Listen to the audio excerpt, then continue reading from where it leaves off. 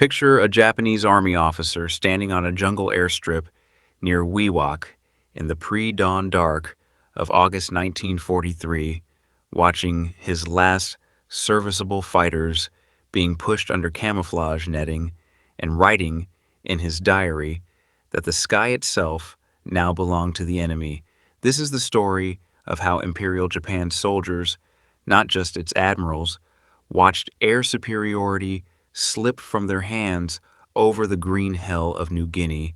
and how their own words, captured in shattered command posts and translated by Allied intelligence officers, reveal a defeat more total and more demoralizing than almost any other in the Pacific War. New Guinea was never supposed to be the place where Japan's army learned the terrible mathematics of modern air power. When Japanese forces first landed at Lai and Salamaua in March 1942, the campaign looked, on paper, like an extension of the stunning victories that had carried Japanese arms across Southeast Asia and the Central Pacific in a matter of months. The Imperial Japanese Army, which had spent most of its institutional energy since the 1930s preparing for a land war against the Soviet Union in Manchuria, found itself instead fighting across some of the most punishing terrain on Earth,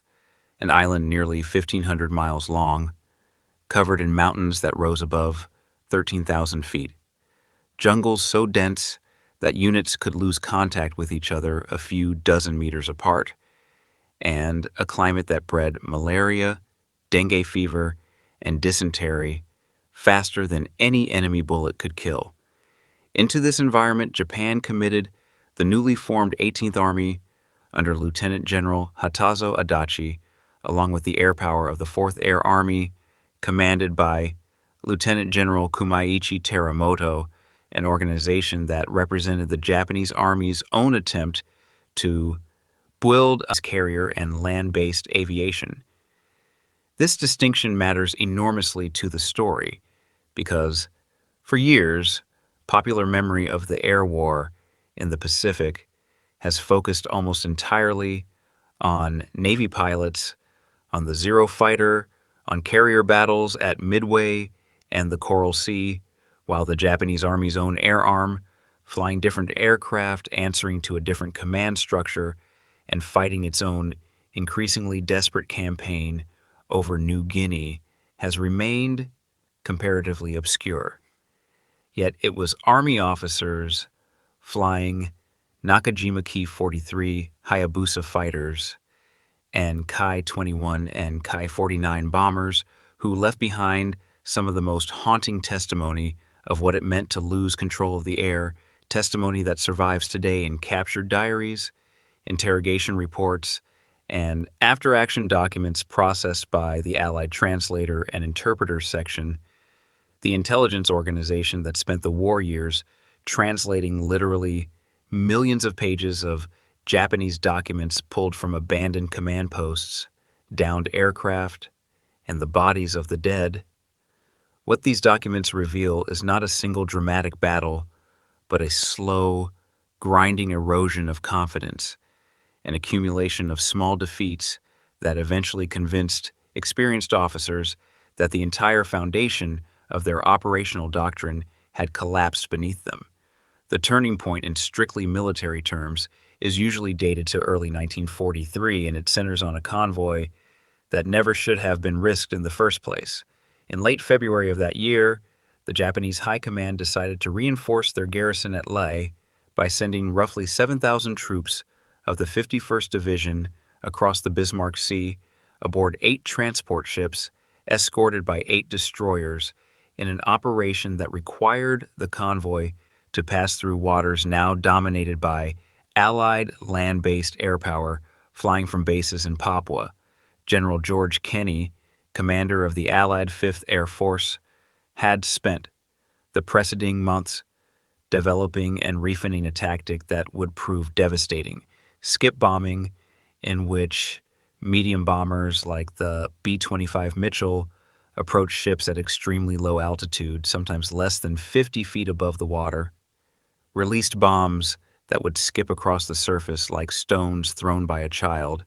and struck the hulls of enemy vessels below the waterline, where their armor was thinnest and their vulnerability greatest. Combined with modified Strafer aircraft carrying forward-firing heavy machine guns designed to sweep the decks of enemy ships clear of anti-aircraft crews before the bombing runs began, this tactic turned what should have been a difficult and costly interception into a slaughter. Over 3 days, beginning March 2nd, 1943, in what became known as the Battle of the Bismarck Sea, Allied aircraft sank all 8 transports and 4 of the 8 destroyers, killed an estimated 3,000 Japanese soldiers and sailors, most of whom drowned or were strafed in the water as they tried to swim toward the New Guinea coast, and in the process demonstrated with brutal clarity that Japan could no longer safely move troops by sea in daylight anywhere near the range of Allied airfields. The psychological impact of this defeat on Japanese army officers was immediate and profound, and it is here that their own words begin to matter most, because surviving accounts processed by Allied intelligence describe not simply tactical frustration, but a dawning recognition that the entire logic of the New Guinea campaign, which depended on the ability to reinforce and resupply forward garrisons, had been broken. Diaries recovered from Japanese army personnel in the months that followed repeatedly return to a specific and recurring anxiety, the sense that Japanese soldiers on the ground could no longer move, rest, or even cook a meal without the fear of sudden attack from the air, because Allied aircraft now roamed with such freedom over eastern New Guinea that daylight movement of any kind had become an invitation to death. Officers wrote of columns forced to march only at night, of supply dumps that had to be dispersed and camouflaged with obsessive care, of the psychological toll on soldiers who had been trained to think of themselves as an army on the offensive, but now found themselves reduced to hiding from an enemy they rarely saw and almost never could shoot back at. This sense of powerlessness deepened through the middle of 1943 as the Fourth Air Army itself began to suffer catastrophic and irreplaceable losses. Unlike the Navy's carrier air groups, which could in theory be reconstituted with new aircraft and pilots trained at bases in the home islands, the Army's air units in New Guinea existed at the end of an impossibly long and increasingly dangerous supply line, and every fighter and bomber lost in combat, and especially every experienced pilot killed, represented a wound that Japan's training pipeline simply could not heal fast enough to matter. The Japanese Army Air Force had entered the New Guinea campaign with pilots whose training, while rigorous, emphasized different skills than the Navy's famously selective program, and as the war ground on, the gap between Japanese and Allied pilot quality widened dramatically, not because Japanese airmen lacked courage, but because Japan's replacement pilots arrived in theater with a fraction of the flight hours of their American and Australian counterparts, who benefited from an expanding training infrastructure back home and increasingly sophisticated aircraft like the P-38 Lightning, which could outclimb and outdive the nimble but comparatively fragile Japanese fighters, and the P-47 Thunderbolt, hose armor and firepower made it a brutally effective platform against Japanese aircraft that carried little to no armor protection for their pilots or self-sealing fuel tanks. The disparity came to a horrifying climax in August 1943, when General Kenny's intelligence staff, piecing together aerial reconnaissance photographs and decoded radio intercepts, determined that the Japan's Fourth Air Army had concentrated the bulks of its aircraft at a cluster of airfields around Wewak, on New Guinea's northern coast, in preparation for a renewed offensive. What Japanese commanders believed was a secure rear area buildup safely beyond the range of Allied fighter escort, was in fact fully within reach because Kenny's engineers had secretly constructed a forward airstrip at Marilinan, deep in a mountain valley the Japanese did not know existed, allowing American bombers to be escorted all the way to their targets for the first time. On the morning of August 17, 1943, waves of B-25 strafers and A-20 attack aircraft escorted by P-38 fighters struck the Wewak airfield complex in a coordinated surprise attack that caught most of the 4th Air Army's aircraft parked wingtip to wingtip on the ground, refueling and rearming for their own planned strike. In a single devastating raid, followed by additional attacks over the following days, Allied air power destroyed well over 100 Japanese aircraft, by some accounts approaching 200, when losses from the full sequence of raids are tallied, along with fuel stores, spare parts, and ground crews who had no warning and virtually no chance to disperse their planes before the bombs began to fall, for a Japanese Army air arm that had already been bled by months of attrition over the Bismarck Sea and the ongoing fighting around Leh and Salamaua. The Wewak raids amounted to a mortal wound from which the 4th Air Army never recovered. Japanese officers who survived the attack and whose accounts were later captured or reconstructed by Allied intelligence describe scenes of chaos and disbelief, aircraft burning in long rows, maintenance crews killed at their posts, and a sudden, sickening realization that the elaborate camouflage and dispersal measures they had relied upon had been rendered meaningless by an enemy who now seemed to know exactly where to find them and exactly when they would be most vulnerable. What makes the testimony of Japanese Army officers from this period so striking when read today is not dramatic despair or theatrical lamentation,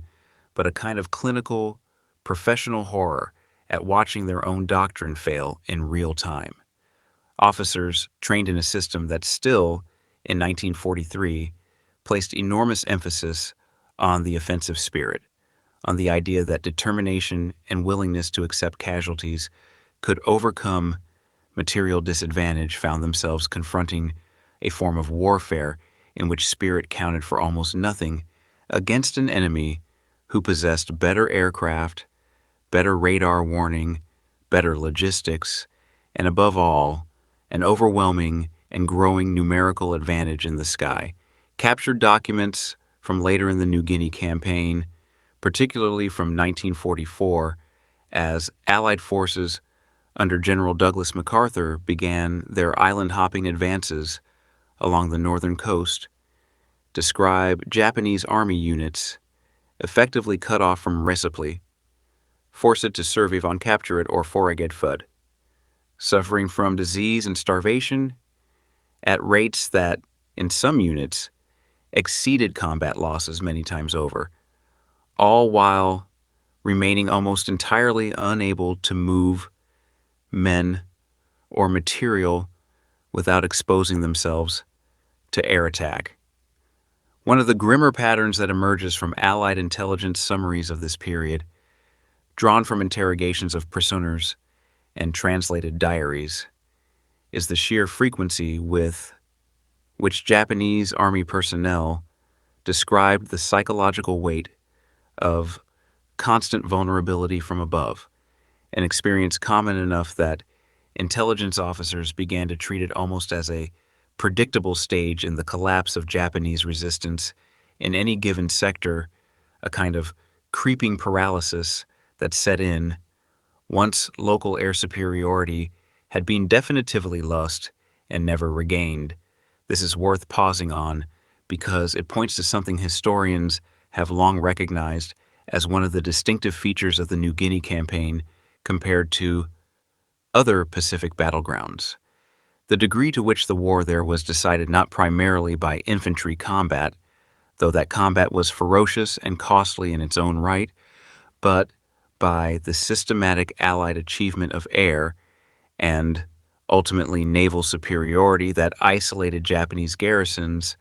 and left them to wither rather than requiring them to be destroyed in direct assault. General Adachi's 18th Army, tasked with holding vast stretches of New Guinea's coastline, found itself increasingly reduced to a series of isolated pockets, unable to reinforce or coordinate with each other, and Japanese Army officers writing during this period frequently expressed a bitter awareness that the war in their sector had effectively already been lost the moment Allied air power achieved uncontested control of the skies overhead, regardless of how many Japanese soldiers remained alive and armed on the ground. This is a crucial distinction because it means that for the men of Japan's army fighting in New Guinea, defeat did not arrive as a single climactic battle, but as an accumulating and inescapable condition, a slow strangulation in which the enemy's aircraft became almost more feared and more constantly present than the enemy's infantry. Since Allied bombers and fighters could strike at any time in any weather that allowed flight against targets that had almost no means of shooting back, given the near total absence of effective Japanese anti-aircraft defenses in most sectors by 1944. Some of the most poignant material recovered by Allied translators comes not from senior commanders, but from junior officers and NCOs, men whose diaries were never intended for any audience beyond themselves, and who recorded in unguarded terms their growing sense that the war had become unwinnable in their theater specifically because of what they witnessed in the sky. These men described watching Allied aircraft operate with what felt like complete impunity, conducting reconnaissance flights at will, bombing supply areas with what seemed to Japanese observers like leisurely precision, and returning day after day without meaningful opposition, a stark contrast to the early months of the war when Japanese Army aviators had genuinely contested control of the air and inflicted real losses on their Allied counterparts. It is worth remembering that this had not always been the case. In the opening phases of the New Guinea campaign, and particularly during the fighting around Buna, Gona, and Milne Bay in late 1942,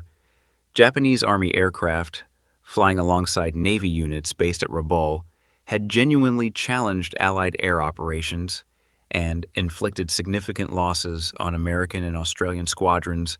still developing the tactics and gaining the experience that would later prove decisive.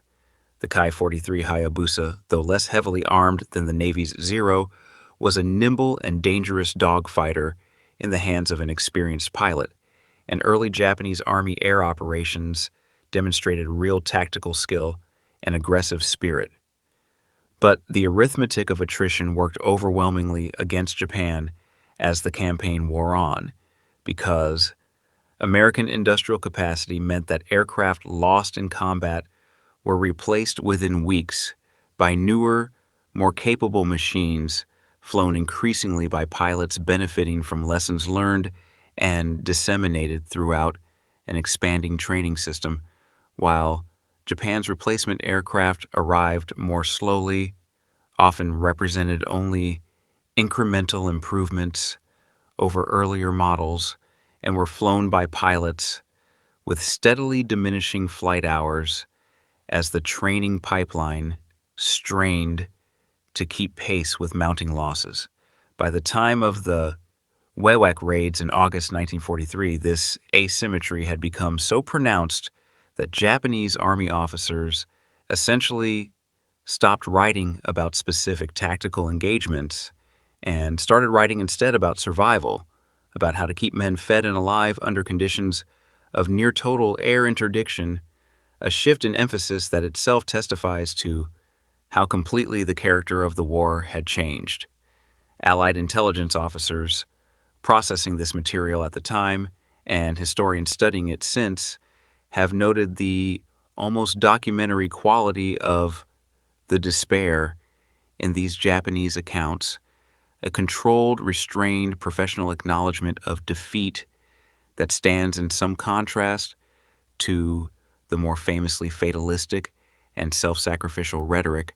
associated with later stages of the Pacific War, such as the kamikaze campaigns of 1944 and 1945.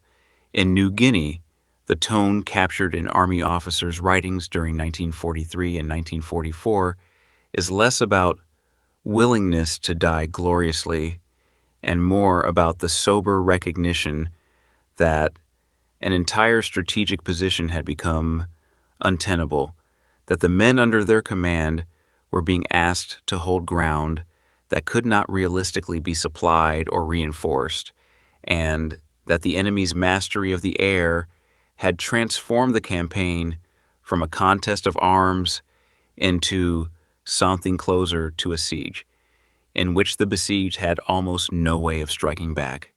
This recognition filtered upward through the Japanese command structure with real consequences. By 1944, the Imperial General Headquarters had effectively written off much of the New Guinea garrison as a strategic asset,